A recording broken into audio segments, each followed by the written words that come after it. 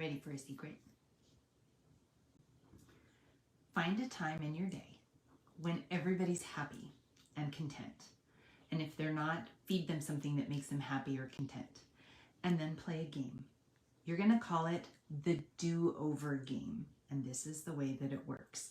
Everybody sits in a circle, kind of on the floor, put something down like a math textbook, and you say, we're going to practice what it looks like to have a good attitude. So put the math book down, and then you, mom, have a conniption fit right there in front of your kids. I don't want to do math. And then stop and say, wait, I need to do that over. So then put the math book down and say, I wasn't really in the mood for math, but I'm going to do it well. And then take turns with your kids practicing good attitudes and bad attitudes.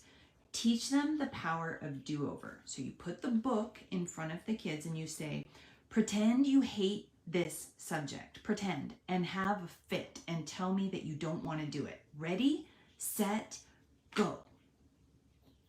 And then when they kind of half-heartedly do that, you say, you can give me better attitude than that. Do it again. And then they go, I hate this. Or hopefully that's all they say. And then you say, when you do that, I'm going to say the words do over. I want you to back up, take a deep breath, and then try it again. Ready? And then you put the math book down in front of them, and then they start to have a conniption fit. And then you say do over. And then they take a deep breath, and then they practice a good attitude. The power of do-over works with everything. The way I discovered this was one of my kids had just had major surgery, and my very pregnant friend offered to schedule meals for me for a week. And even though I argued with her, she would not let me get out of it. So she scheduled me a week of meals, and one of the people kindly brought us something that my kids didn't like. And they came to the door, and we opened in, and the kids were so excited, and they set it on the counter, and the kids said, what's for dinner? And they told him, and there was my brilliant son. Yuck! Okay, the very next day, we practiced the do-over. And instead of getting in trouble, we use it as a training opportunity. And so what you do is you observe your kids. Something in your children's life causes them to not act appropriately, to roll their eyes, to backtalk, or whatever. Something. Every single one of us have kids that they struggle with something. So in a time of non-conflict, you practice how you handle that situation. You practice it badly first. And you be a good actress. You be the queen of the worst, whiniest conniption fits that you can muster so that your kids laugh. And then you say, okay, well, that's silly. Let's do it the right way. And then practice the right attitude.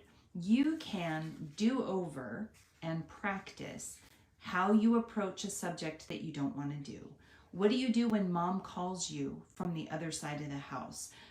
How you either make or don't make your bed. How you handle learning that you weren't quite done with school, even though you thought you were done with school. What do you do when mom asks you to take out the trash right as you were on your way to go outside and play with a neighbor? Kids struggle with attitudes, and these things take time and commitment of doing it over and over and over. The magic of parenting is not found in the times of conflict, but it's found in the times of training when there's no conflict, when it's fun, when everyone's smiling and laughing.